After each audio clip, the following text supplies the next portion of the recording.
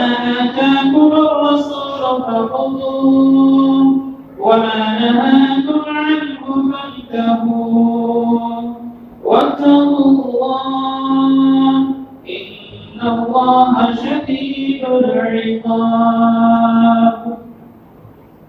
اللہ سبحانہ وتعالی نے ارشاد فرمایا کہ رسول تمہیں جو چیز دے اسے لے لو اور جس چیز سے روکے اس سے رک جاؤ اور ڈرو اللہ سبحانہ وتعالی سے کہ اللہ سبحانہ وتعالی کا عذاب بڑا سخت ہے. آیت کریمہ کی طرف تھوڑا توجہ فرمائیے, دھیان دیجیے کہ اللہ سبحانہ وتعالی نے کیا بیان فرمایا. ما آتاکم الرسول, رسول جو چیز تمہیں دے, رسول جو حکم تمہیں دے اس حکم کو مان لو, اس چیز کو ایکسپٹ کر لو, قبول کر لو. وما نہاکم عنہ, اور جس چیز سے تمہیں روک دے, منع کر دے, اس چیز سے رک جاؤ. اگر ایسا نہیں کرتے تو اللہ کا عذاب آئے گا. اگر جس چیز سے روکنے کا حکم دیا اللہ کے رسول نے اس سے نہیں رکتے, اس سے نہیں بچتے, تو یاد رکھو, اس رب کو یاد کرو کہ اس رب کا کیا فرمان ہے, کیا نتیجہ ہوگا اگر بات نہیں مانی جائے گی, کیا انجام ہوگا اگر اللہ کے رسول کی اطاعت نہیں کی جائے گی. اللہ سبحانہ وتعالی نے اطاعت کا حکم دیا, اس کے بعد فرمایا واتقوا اللہ, سنو ڈر رکھو اللہ سبحانہ وتعالی سے کہ اگر تم نے اس کی مخالفت کی, اس کی پیروی نہیں کی, ان اللہ شدید العقاب, اللہ سبحانہ وتعالی سخت عذاب دینے والا. اللہ کا عذاب بڑا سخت ہے, اس عذاب میں تم مبتلا ہو سکتے ہو. وہ عذاب اللہ کا تمہارے اوپر آ سکتا ہے. کیا ہے کہ اگر تم اللہ کے رسول کی اطاعت و پیروی نہیں کرتے. اللہ سبحانہ وتعالی نے فرمایا ایوکیع الرسول فقد اطاع اللہ, کہ جس نے رسول کی اطاعت کی اس نے اللہ سبحانہ وتعالی کی اطاعت کی. جس نے رسول کی فرما برداری کی اس نے اللہ سبحانہ وتعالی کی فرما برداری کی. کیسے کہ اللہ سبحانہ وتعالی کا حکم ہے کہ رسول کی اطاعت کی جائے. جب اللہ سبحانہ وتعالی کا حکم ہے کہ رسول کی اطاعت کرنی ہے تو رسول کی اطاعت کرنا ہے اللہ سبحانہ وتعالی کی اطاعت و فرما برداری کرنا.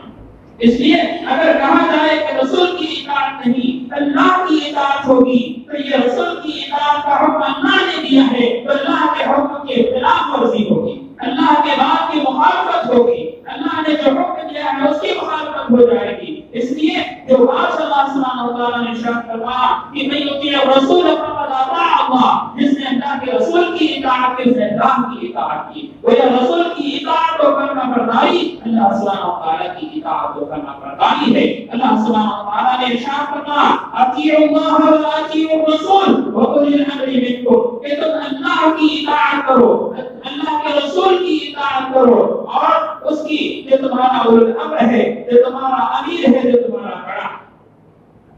تو اللہ سبحانہ وتعالی نے اطیعوا اللہ و اطیعوا الرسول کا حکم دیا ہے کہ تم اللہ کی اطاعت کرو, اللہ کے رسول کی اطاعت کرو, اور اللہ کے رسول کی اطاعت ہی اللہ سبحانہ وتعالی کی اطاعت ہے. اس لیے ہمیں زیادہ دماغ لگانے کی ضرورت نہیں ہے کہ رسول کی اطاعت کریں گے تو اللہ کی نافرمانی ہوگی, اللہ کی اطاعت نہیں ہوگی, بلکہ رسول کی اطاعت میں ہی اللہ سبحانہ وتعالی کی اطاعت و فرما برداری ہے.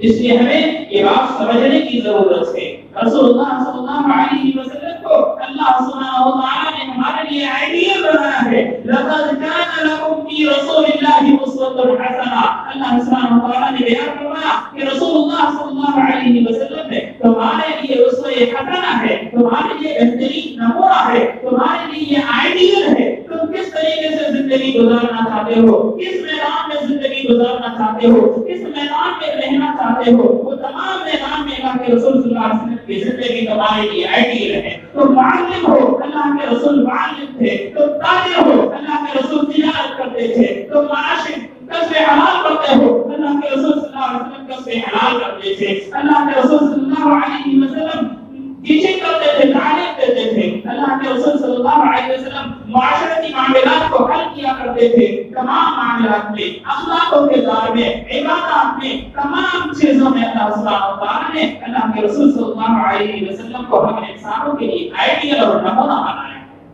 طریقہ کار جو آپ کا تھا اس طریقہ کار کو اپنانا ہمارے لیے لازمی اور ضروری ہے۔ جو بات آپ نے بیان کر دی، جو حکم آپ نے دیا، اس کو ماننا ہمارے لیے لازمی اور ضروری ہے۔ حضرت ابو ہریرہ رضی اللہ عنہ روایت حدیث ہے، آپ بیان کرتے ہیں کہ اللہ کے رسول صلی اللہ علیہ وسلم نے بیان فرمایا، من یطیع اللہ من یطیع الرسول فقد اطاع اللہ، کہ جس نے رسول کی اطاعت کی اس نے اللہ سبحانہ وتعالی کی اطاعت کی، اور جس نے اللہ سبحانہ وتعالی کی اطاعت کی اس نے میری اطاعت کی۔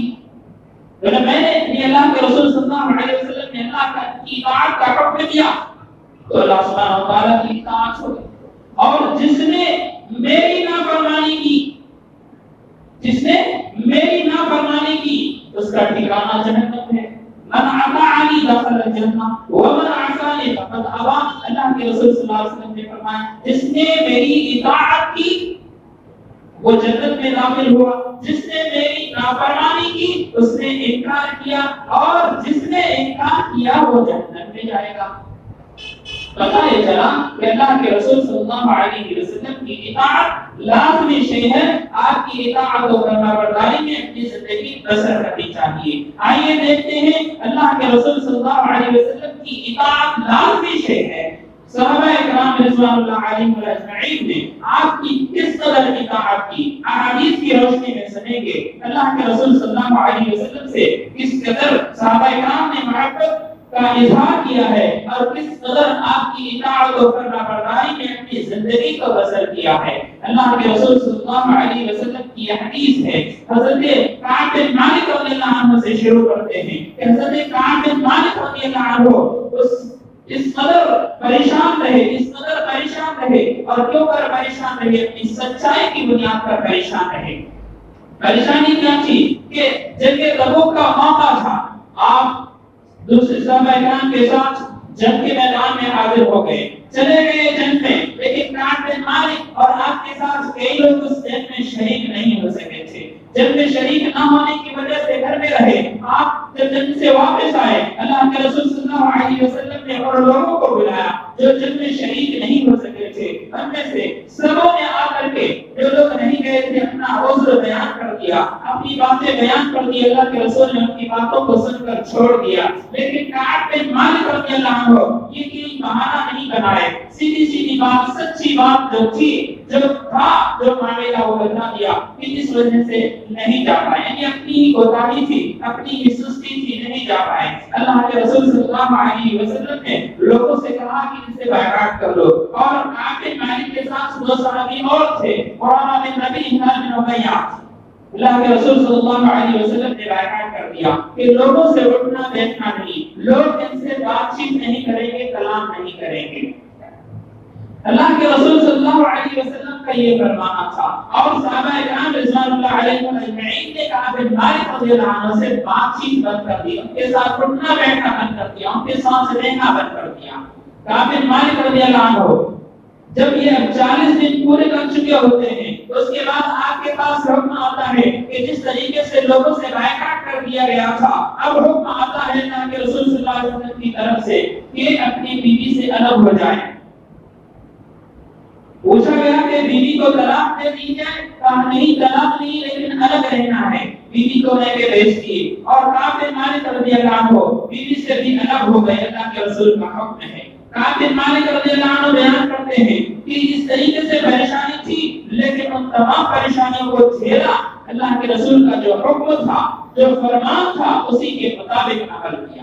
حضرت ابو قتادہ جو کعب بن مالک رضی اللہ عنہ کے چچا زاد ہیں، ان کا ایک باغ تھا۔ کعب بن مالک رضی اللہ عنہ کہتے ہیں کہ جب مجھے تمام لوگوں سے بائیکاٹ کر دیا تو میں نے سوچا کہ اکیلے میں پریشان ہو رہا ہوں، یہ ابو قتادہ چچا زاد ہے، ان کے پاس چلا جاتا ہوں، کچھ باتیں کر لیتا ہوں، وہ دیوار پھاند کر باغ کے اندر چلے جاتے ہیں، لیکن ابو قتادہ کو سلام کرتے ہیں، ابو قتادہ سلام کا جواب نہیں دیتے ہیں۔ کچھ سوال کرتے ہیں سوال کا جواب نہیں دیتے ہیں. کیوں؟ اس لیے کہ اللہ کے رسول کا حکم تھا کہ کوئی ان سے باتیں نہیں کرے گا, کوئی ان سے ملے گا جلے گا نہیں. اللہ کے رسول صلی اللہ علیہ وسلم کا حکم تھا چچا جان بھائی ہے دور سے پریشان ہے کتنے دنوں سے آ کر سلام کر رہا ہے جواب نہیں, کوئی سوال کرتا ہے اس کا کوئی جواب نہیں دیا جاتا. اس لیے کہ اللہ کے رسول کا حکم ہے اس کی فرما برداری ہوگی, اس کی نافرمانی نہیں ہوگی. رشتہ داری اپنی جگہ پر ٹھیک ہے لیکن رسول اللہ صلی اللہ علیہ وسلم کی اطاعت فرض ہے.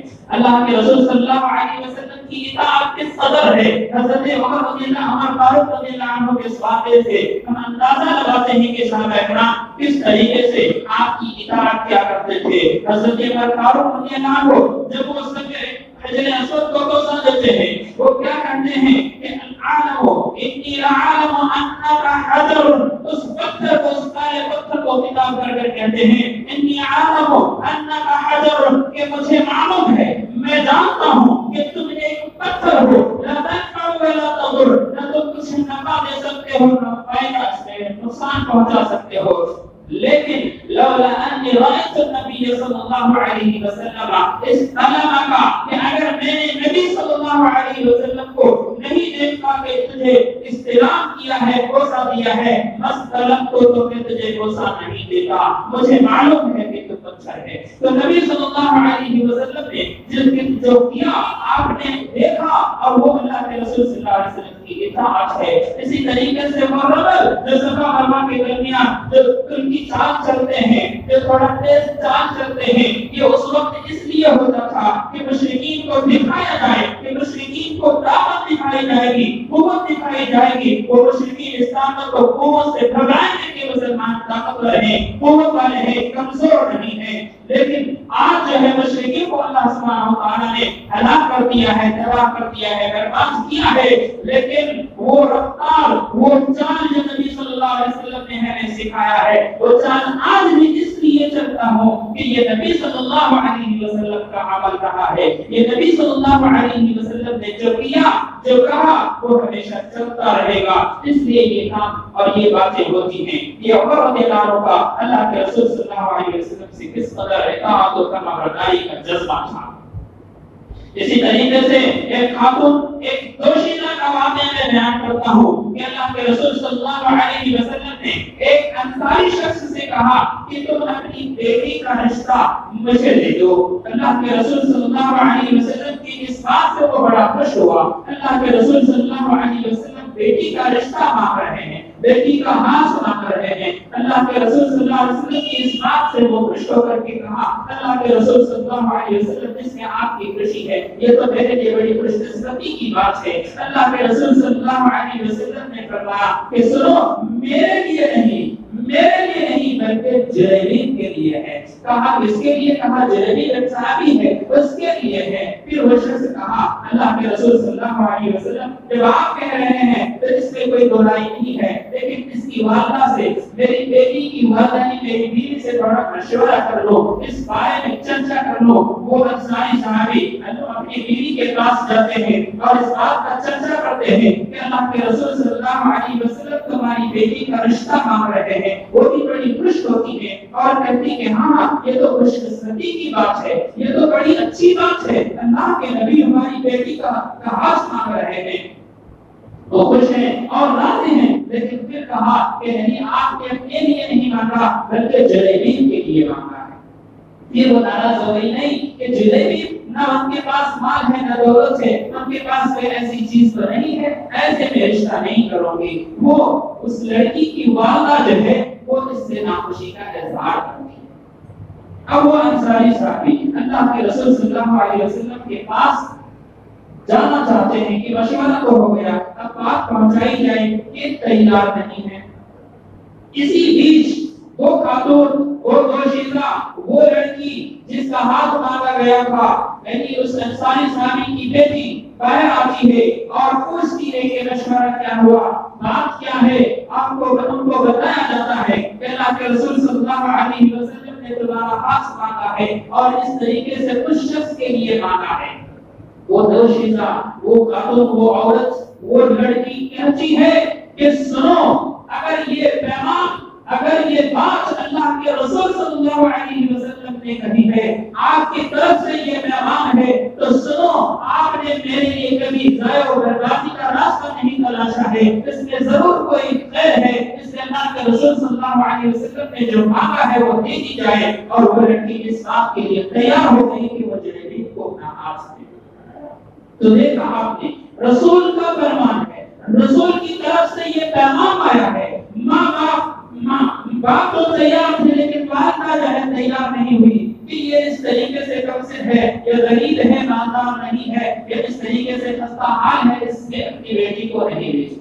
لیکن بیٹی تیار ہو جاتی ہے، اس لیے تیار ہوتی ہے تو جلیبی کو دیکھ کر نہیں تیار ہوتی، اس کی خوبصورتی یا اس کی غربت کو دیکھ کر تیار نہیں ہوئی۔ تیار کس لیے ہوئی؟ اللہ کے رسول کا فرمان، اللہ کے رسول کی طرف سے یہ پیغام ہے، اس لیے اللہ کے رسول کی طرف سے جب پیغام ہے تو وہ اس بات کے لیے تیار ہو گئی۔ تو یہ خاتون اسلام بھی اللہ کے رسول صلی اللہ علیہ وسلم کی اطاعت و فرما برداری کا جذبہ رکھتی تھی، اور وہ اللہ کے رسول صلی اللہ علیہ وسلم کی باتوں کو ماننے کا مانتی تھی۔ اسی طریقے سے ساعدیہ کا واقعہ ہے کہ اللہ کے رسول صلی اللہ علیہ وسلم سے وہ کہتی ہیں کہ اللہ کے رسول صلی اللہ علیہ وسلم خواہش ہے آپ کے ساتھ آپ کی مسجد میں آ کر کے نماز پڑھو۔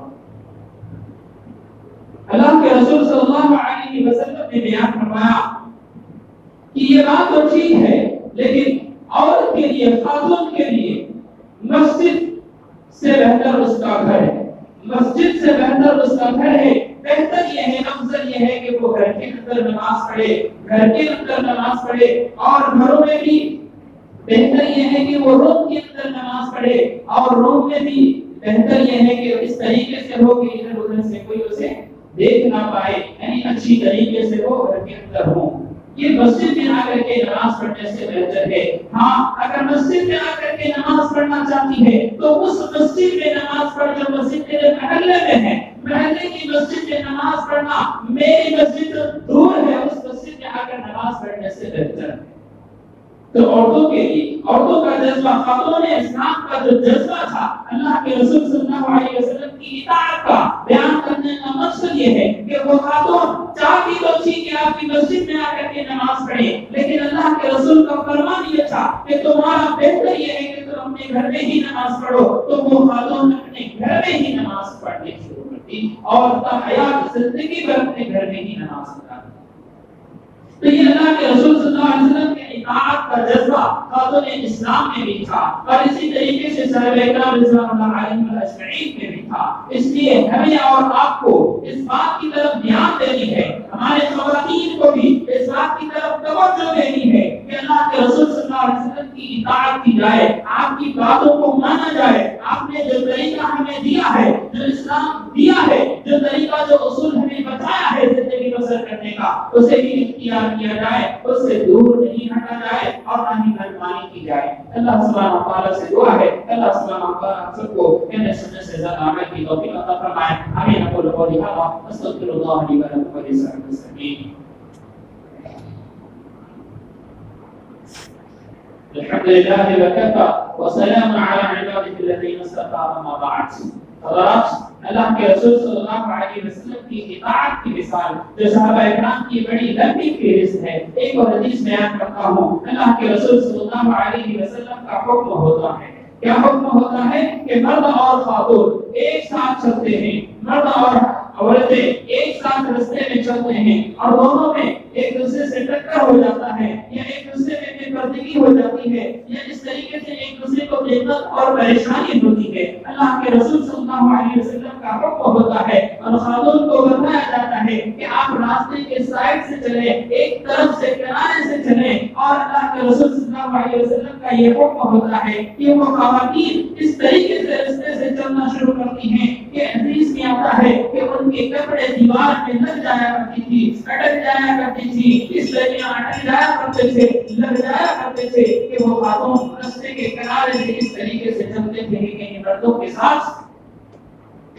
ملاپ نہ ہو، مردوں کے ساتھ وہ گھل مل نہ جائے، غلط غلط نہ ہو جائے۔ اس لیے عورتوں کو جو حکم دیا اللہ کے رسول صلی اللہ علیہ وسلم نے کہ وہ راستے میں چلے تو کنارے سے چلے، سائڈ سے چلے، تو خواتین نے ایسا ہی کرنا شروع کر دی اور مثال بیان کی کہ اس طریقے سے اس کا عمل کرتے تھے کہ وہ دیوار سے سر کر چلتے چلتے گلی اگر تنگ ہے، راستہ تنگ ہے تو ایسے ہی ہوگا کہ ادھر سے آئیں گے ادھر سے جائیں گے تو ظاہر سی بات ہے جگہ تنگ ہوگی تو اس طریقے سے چلنا ہی پڑے گا بچنے کے لیے. اور جگہ کشادہ ہے تو پھر الگ بات ہے کہ وہ اگر دیوار سے سٹ کے نہیں گزرتی، تھوڑی سائڈ سے ہی چلتی ہیں تو چلنا درست ہے. لیکن جگہ تنگ ہو تو وہاں بھی اللہ کے رسول صلی اللہ علیہ وسلم کے حکم کی تعمیل کی جائے گی. یہ صحابی رسول اور خواتین اسلام کا اللہ کے رسول صلی اللہ علیہ وسلم کی اطاعت و فرما برداری کا جذبہ تھا. اللہ سبحانہ و تعالیٰ سے دعا گو ہے اللہ سبحانہ و تعالیٰ ہم سب کو تعلیمات اسلام پر عمل کی توفیق عطا فرما.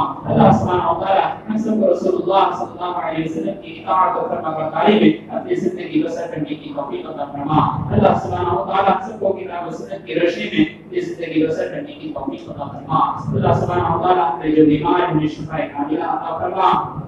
اللہ سبحانہ و تعالیٰ جو پریشان حال میں کی پریشانیوں کو دور فرما. اللہ سبحانہ و تعالیٰ جو مصیبت زدہ ہیں، قرض کے بوجھ میں ڈوبے ہوئے ہیں، اللہ سبحانہ و تعالیٰ ان کے لیے آسانیاں پیدا کر دے. اللہ سبحانہ و تعالیٰ ان کو قرض کے بوجھ سے جو دبے ہوئے ہیں اللہ سبحانہ و تعالیٰ انہیں نکال دے، ان کا راستہ آسان کر دے. اللہ سبحانہ و تعالیٰ جو ظلم و زیادتیاں اسلام کے لیے اس ملک میں اور دیگر دوسری جگہوں میں ہو رہے ہیں، اللہ سبحانہ و تعالیٰ تمام ظلم و زیادتیوں سے مسلمانوں کو محفوظ فرما.